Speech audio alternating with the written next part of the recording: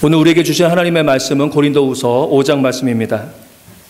우리 다 같이 일어서셔서 고린도후서 5장 15절부터 20절까지의 말씀을 한 목소리로 합독하겠습니다. 시작. 그가 모든 사람을 대신하여 죽으심은 살아있는 자들로 하여금 다시는 그들 자신을 위하여 살지 않고 오직 그들을 대신하여 죽었다가 다시 살아나신 이를 위하여 살게 하려 함이라. 그러므로 우리가 이제부터는 어떤 사람도 육신을 따라 알지 아니하노라. 비록 우리가 그리스도도 육신을 따라 알았으나 이제부터는 그같이 알지 아니하노라. 그런즉 누구든지 그리스도 안에 있으면 새로운 피조물이라. 이전 것은 지나갔으니 보라 새 것이 되었도다. 모든 것이 하나님께로서 났으며 그가 그리스도로 말미암아 우리를 자기와 화목하게 하시고 또 우리에게 화목하게 하는 직분을 주셨으니 곧 하나님께서 그리스도 안에 계시사 세상을 자기와 화목하게 하시며 그들의 죄를 그들에게 돌리지 아니하시고 화목하게 하는 말씀을 우리에게 부탁하셨느니라. 그러므로 우리가 그리스도를 대신하여 사신이 되어 하나님이 우리를 통하여 너희를 권면하시는 것 같이 그리스도를 대신하여 간청하노니 너희는 하나님과 화목하라. 아멘.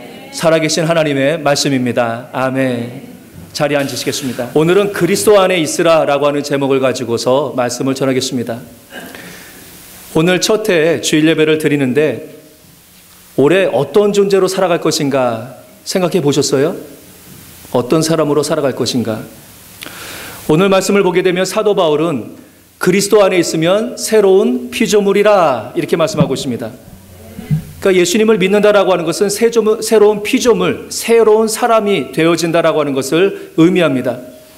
그러니까 예수님을 믿게 되어지면 더 이상 죄인의 모습으로 살아가는 것이 아니라 하나님의 자녀로, 하나님의 백성으로 살아가는 새로운 삶을 시작하게 되어지는 것이죠.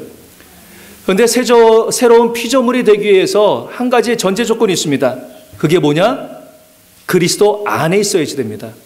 그리스도 안에 있어야 돼요. 하나님께서 우리를 부르신 이유는요, 우리가 그리스도 안에 들어와서 영원한 생명과 영원한 풍성한 삶을 누리기를 원하셨기 때문에 저와 여러분들을 부르셨어요. 그런데 이것은 그리스도 밖에 세상에서는 그것을 누릴 수가 없습니다. 그리스도 안에 있어야지만 누릴 수가 있는 거예요. 우리가 그리스도 안에 있기 위해서 해야 할 일은 먼저 무엇입니까? 세상과 그리스도 사이에 있는 그 경계선, 이것을 넘어야지 됩니다. 그리스도 밖에 있었던 우리 자신을 경계선 넘어서 그리스도 안으로 들어가야 되는 그런 과정이 있어야 돼요. 그런 결단과 행동이 있어야 되는 것이죠. 세상을 뒤로하고 그 경계선을 넘어서 그리스도 안으로 완전히 들어가야지 되는 것이고 그때에 정말 새로운 피조물로서의 삶을 살아가게 되는 줄로 믿습니다. 아멘. 오늘날 그 미국이라든가 유럽의 많은 나라들이 그 자신들의 나라의 국경을 무턱대고서 넘어오는 난민들로 인해서 어떻게 해야 될 것인가 많이 고민 중에서 있습니다. 아마 기억하실 텐데 2015년 3월경에 터키 지중해 해변에 파도에 떠밀려 들어온 그 시체가 사진이 찍혔는데 3살짜리 죽은 시체가 해변에 이렇게 누워있는 것, 그 사진이 공개되면서 세상 사람들을 많이 슬프게 했었던 그런 일들이 있었습니다. 그 아이는 시리아의 내전을 피해서 유럽으로 가기 위해서 피난하는 그 피난민들 사이에 있었던 아기예요. 시리아 난민들을 비롯해서 많은 난민들이 죽을 수도 있는데 그들 앞에 놓인 그 국경을 넘어가기 위해서 그토록 애를 쓰는 것을 봅니다. 왜냐라고 하면요, 그 국경을 넘게 되어지면 새로운 삶이 시작될 것이다라고 하는 그러한 기대를 가지고서 그들이 그 일을 하는 거지요. 사실 국경을 넘었어도 여러 가지 힘든 일들이 있지만 그들이 가지고 있는 그러한 기대는 뭐냐? 이 경계선을 넘게 되어지면 그러면 새로운 세상이 시작될 것이다. 또 그것이 목숨을 걸 정도까지 가치가 있는 것이다. 이렇게 여기기 때문에 목숨 걸고서 그 경계선을 넘는 거죠. 하나님께서도 우리가 세상의 경계를 넘어서 그리스도 안으로 들어가기를 원하고 계세요. 그래서 영적인 풍요한 삶을 우리가 누리기를 하나님께서는 원하시거든요. 그런데 많은 기독교인들이요, 아직도 세상과 그리스도와 그 경계선 사이에서 망설이면서 살아가는 것을 보게 됩니다. 그래서 어떨 때는 새로운 피조물인 것 같기도 하고, 어떨 때는 그냥 세상 사람들과 똑같은 것 같기도 하고, 뭐 이러면서 살아가고 있잖아요. 그 경계선을 완전히 넘지 못하기 때문에 그래요. 주저하기 때문에, 망설이기 때문에. 오늘 말씀을 통해서요, 그리스도 안에서 새로운 피조물이 된다라고 하는 것은 무엇인가? 또 어떻게 새로운 피조물의 삶을 우리가 살아갈 수 있는가? 그래서 올 한 해 주님께서 보시기에 새로운 사람이구나, 이렇게 인정받는 그런 삶을 어떻게 살아갈 것인가 말씀을 드리도록 하겠습니다. 먼저 그리스도 안에 있는 새로운 피조물의 특징은 뭐냐? 삶의 목적이 달라집니다. 삶의 목적. 15절에 보게 되면 그 후반부에 오직 저희를 대신하여 죽었다가 다시 사신 자를 위하여 살게 하려 함이라.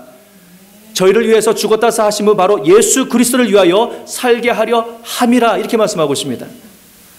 그러니까 새로운 피조물은 우리의 삶의 목적이 나를 위해서가 아니라 누굴 위해서 살아가는 거예요? 그리스도. 나를 위해서 죽었다 살아나신 그리스도를 위해서 살아갈 때에 그것이 피조물의 삶이다라고 하는 겁니다. 사도 바울은 예수 그리스도를 믿은 이후에 그의 삶의 목적이 완전히 바뀐 대표적인 사람입니다. 그러니까 사도 바울같이 살면 되거든요.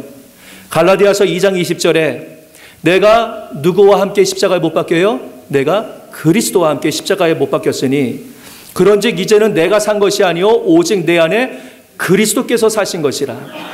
이제 내가 육체 가운데서 사는 것을 나를 사랑하사 나를 위하여 자기 몸을 버리신 하나님의 아들을 믿는 믿음 안에서 사는 것이라, 이렇게 고백하고 있습니다. 이제는 나를 위해서 사는 것이 아니라 바로 예수 그리스도를 위해서 사는 것이다. 사도 바울은 그렇게 고백했던 것을 볼 수가 있습니다. 사도 바울은 예수님을 믿고서 새로운 사람으로 변화되었습니다. 그 전에는 자기 자신의 의의를 이루기 위해서, 자기 자신을 자랑하기 위해서 살았습니다. 이것을 위해서 교회를 욕하고 핍박하면서 살았지요. 그런데 예수님을 믿은 다음에 그는 새로운 피조물이 되었습니다. 그러니까 이제는 자기를 위해서가 아니라 예수 그리스도만을 위해서 살게 되었습니다. 목적이 달라졌어요. 예수님 때문에 사도 바울의 말이 달라지고 성품과 행동이 달라졌습니다. 예수님 때문에 그는 더 이상 다른 이들을 핍박하는 자가 아니라 도리어 예수님 때문에 핍박받는 자가 되었습니다. 예수님 때문에 그의 강팍했던 성품은 사라지게 되어지고 예수님의 성품과 같이 자신을 핍박하는 이들을 불쌍하게 보고 또 그들을 구원하기 위해서 헌신하는 사람으로 바뀌었어요. 왜요? 예수님 때문에 그래요. 예수님을 위해서 살아가게 되어지니까 그 삶이 바뀌게 되었습니다. 새로운 피조물로 바뀌게 되어진 겁니다. 사도 바울이 자신이 속해 있었던 세상을 버리고 그리스도 안으로 그 경계선을 넘어서 들어올 때에 새로운 변화의 삶을 그가 살게 된 겁니다. 우리가 그리스도 안에 있을 때에 듣게 되는 말이 있어요. 뭐냐라고 하면 뭔가 달라졌네, 변했네라는. 내가 그리스도 안에 있으면 뭔가 달라지고 있다라고 하는 것을 사람들로부터 인정함을 받게 돼요. 와, 저 사람 교회 다니더니 바뀌었네. 말하는 것이 달라졌어. 행동하는 것이 달라졌어. 맨날 자기 생각만 하는 것 같았는데 다른 사람도 생각하면서 살아가네. 달라졌다라고 하는 말이에요. 내가 그리스도 안에 있으면 달라졌다라고 하는 것들이 드러나게 돼 있어요. 그런데 아직도 그리스도 밖에 있다라고 하면 다 이런 말을 들을 거예요. 교회 다닌다라고 하더니 별 소용이 없네. 몇 년 다녀도, 오래 다녀도 별 소용이 없네. 그때나 지금이나 똑같아. 뭐 이것은 사람이 판단할 것은 아니지만 그래도 이런 말들을 들을 수밖에 없죠. 우리가 그리스도 안에 있다면 바뀔 수밖에 없어요. 왜냐라고 하면 우리가 그리스도 안에 있으면 그리스도께서는 그 안에 있는 자들을 변화시키기 때문에 그렇습니다. 바뀔 수밖에 없어요.